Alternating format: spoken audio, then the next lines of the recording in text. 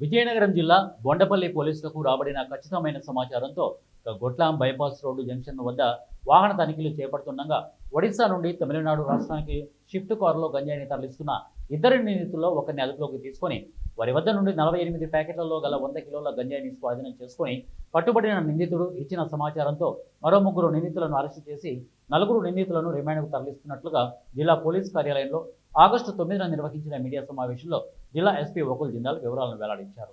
ఈ సందర్భంగా జిల్లా ఎస్పీ వకుల్ జిందాల్ మాట్లాడుతూ బొండపల్లి పోలీసులకు రాబడిన ఖచ్చితమైన సమాచారంతో ఆగస్టు 9న గొట్లాం బైపాస్ రోడ్డులో వాహన తనిఖీలు చేపట్టి ఒరిస్సా నుండి తమిళనాడు రాష్ట్రానికి షిఫ్ట్ కారులో గంజాయిని తరలిస్తున్న ఇద్దరు నిందితుల్లో ఒకరు పరారీ కాగా ఒక నిందితుడిని అదుపులోకి తీసుకొని అతని వద్ద నుండి 48 ప్యాకెట్లలో గల 100 కిలోల గంజాయిని స్వాధీనం చేసుకున్నారని చెప్పారు.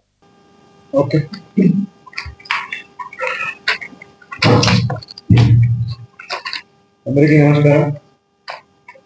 సో మనకి వచ్చిన క్రెడిబుల్ ఇన్ఫర్మేషన్ మేరకు ఈరోజు మార్నింగ్ గోట్లం బైపాస్ దగ్గర వెహికల్ చెకింగ్ చేయడం జరిగింది. ఆ వెహికల్ చెకింగ్ లో ఒక వైట్ స్విఫ్ట్ డిజైర్ బండిలో 100 kg గాంజా స్వాధీనం చేయడం జరిగింది.